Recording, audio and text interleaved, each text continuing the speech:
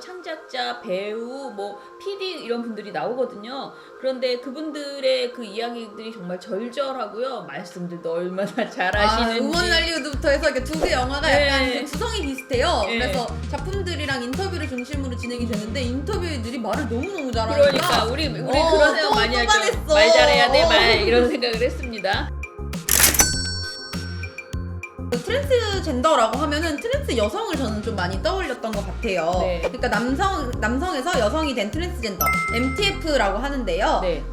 메일 투 피메일, 그러니까 MTF가 남성에서 여성이 된 트랜스젠더다라는 그것도 또 하나의 트랜스 용어예요. 여성이라고 그냥 쉽게, 그러니까 그쵸. 지금 보이기에는 여성이지만 이제 트랜스된 여성이죠. 그렇죠. 남성에서 트랜스 여성이다라고 생각해 주시면 될 것 같은데 네. 보통 미디어에서 트랜스 여성이 트랜스 남성보다 더 많이 비춰지기 많이 때문에 나오죠. 저도 네. 당연히 약간 막연하게 트랜스젠더라고 하면은 트랜스 여성을 많이 떠올렸었던 것 같은데 네.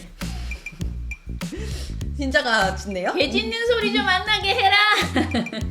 여러분들은 어떤지 모르겠는데 저는 많은 분들이 트랜스젠더를 떠올리면 트랜스 여성을 많이 떠올리실 것 같아요. 네. 또 트랜스 여성 중에서도 되게 여성성을 부각하는 전형적인 여성성을 뭔가 짧은 치마라던가 가슴 부각하는 옷 혹은 뭐 긴 머리, 뭐 짙은 화장 이런 것을 한 여성을 많이 트랜스 여성을 많이 떠올릴 것 같은데 사실 꼭 그렇지 않다라는 거예요. 네. 그리고 시스젠더의 여성의 남성의 비율이 비슷한 것처럼 트랜스젠더의 여성과 남성의 비율도 비슷하다라는 얘기가 나오는데 그 부분이 되게 인상적이었던 것 같아요. 근데 예. 왜 미디어에서 트랜스 여성을 많이 비추냐, 많이 노출하냐라는 얘기도 나오는데 미디어가 성적 대상화하기 좋고 선정적으로 묘사하기 좋은 여성을, 트랜스 여성을 더 많이 노출시키고 쉽게 소비하는 경향이 있다라는 네. 얘기를 하더라고요. 맞아요. 그러니까 저도 그 말이 되게 와닿았는데요. 트랜스젠더 중에서 트랜스 여성만 우리가 그렇게 많이 볼 수 있었던 그 이유가 미디어 때문이고, 미디어가 그렇게 한 이유가 그야말로 트랜스 여성을 소비한 거죠. 가슴 뭐 이런 뭐 외모 야 신기하지 않냐 이런 식으로 우리에게 구경거리로 제공하고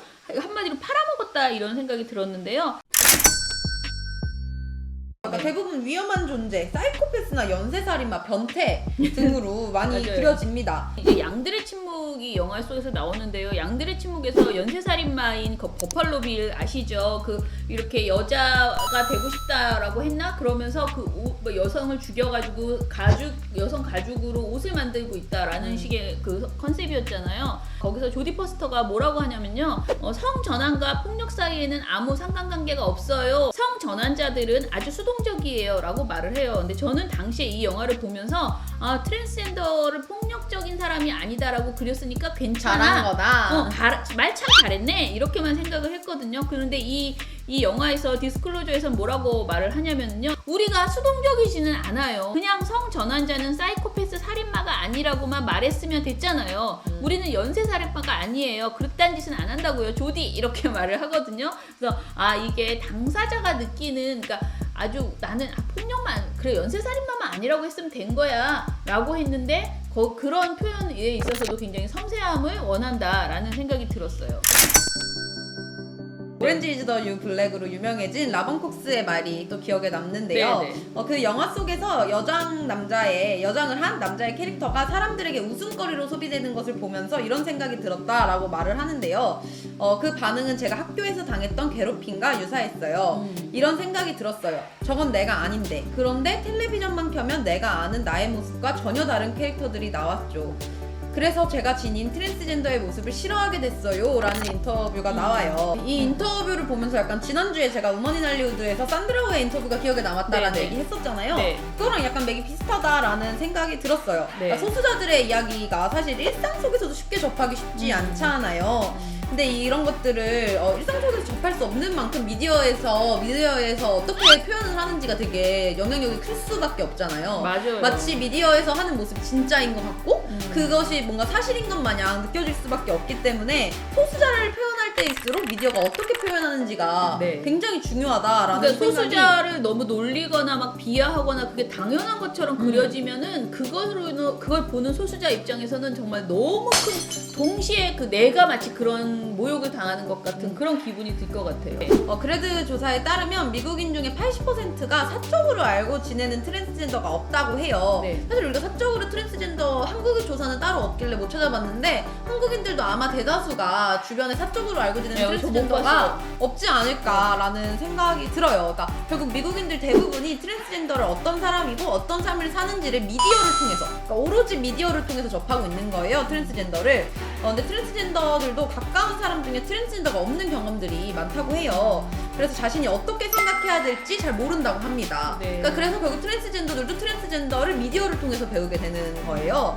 그래서 미디어가 굉장히 중요한 상황인데요. 한마디로 정보가 없으니까 우리 모두가 미디어를 통해서 트랜스젠더들을 배우고 있다. 그런 과정에서 미디어가 자꾸 잘못된 정보를 주면서 아주 얇고 편협한 이미지를 우리가 정립하게 되고 그게 결국 혐오로 이어지고 네, 있다라는 이야기가 나옵니다. 네, 배우 젠 리처즈라는 분의 인터뷰였는데요. 그 사람이 성전환을 하려고 막 하고 있을 때 용기를 내서 동료에게 이걸 고백했대요. 그런데 처음 한 말이 너 버펄로비처럼 되려고 했대요. 이게 양들의 침묵이 아까 말한 그 연쇄살인마거든요. 그러니까 얼마나 기분 나빠요. 내가 아마 이 답변한 사람이 본 트랜스젠더는 그 캐릭터밖에 그거밖에 없었던 없었던 있죠. 거죠. 그래서 이 사람이 아니 이게 이제는 좀 약간 모든 것을 후회하고 내가 그 말을 했던 게 너무나 끔찍하다. 지금은 트랜스젠더와 저를 알고 그 문제를 이해한다. 하지만 당시에는 트랜스젠더를 이해하기 위해서 참고할 수 있는 틀이 그것밖에 없었다라고 말을 하거든요. 그러니까 우리 많은 사람들이 트랜스젠더 하면은 딱 정해진 게 있어요. 성노동자라고 말을 하죠. 그 성매매한다. 그 다음에 정신병자거나 연쇄살인마다 라는 식으로 이야기를 하는 경우들이 많거든요. 이거 굉장히 속상한 일이다라고 여기서도 얘기를 합니다. 소수자와의 접촉면이 늘어나야 혐오가 줄어들 수 있다라는 맞아요. 말이 있죠. 이거는 그래서 사실 모든 거에서 장애도 마찬가지로 맞아요. 다 그런 거 같아요. 모든 면에서 소수자들과 접촉면이 늘어나야 우리가 네, 직접 마주해야 네. 혐오가 줄어들 수 있다라는 말인데요. 그러니까 안전하게 커밍아웃 할 수 있는 소수자들이 많이 늘어나고 자연스레 접촉 빈도가 늘어나면서 미디어뿐만 아니라 더 많은 공간에서 사실 꼭 미디어에만 의존하는 게 좋은 게 아니잖아요. 네, 네. 그래서 더 많은 공간에서 이들이 목소리를 낼 수 있고 우리가 더 다양하게 얘기를 들을 수 있는 사회가 됐으면 좋겠다라는 생각이 듭니다. 오늘 우리가 영화에 대해서 여기까지 일단 네. 얘기해 보려고 하는데 저희가 얘기해드린 부분 되게 조금입니다. 조금이에요. 네. 그래서 영화 한번 꼭 보시면 좋을 것 같고요. 마지막으로 가장 인상적이었던 문구. 저는 아까 얘기했는데요. 트랜스젠더 미디어의 모든 문제에는 간단한 해결책이 있어요. 더 만들면 돼요. 그렇게만 하면 지금까지 봐온 엉터리 묘사는 중요하지 않게 될 거예요. 그게 전부가 아니니까요. 이런 인터뷰 말이 있습니다. 네, 저는 더 나은 사회가 되려면 더 나은 사회를 봐야 해요. 이 세상에 존재하고 싶으면 세상 속에 있는 나를 봐야 해요. 라는 인터뷰가 기억에 남습니다. 예.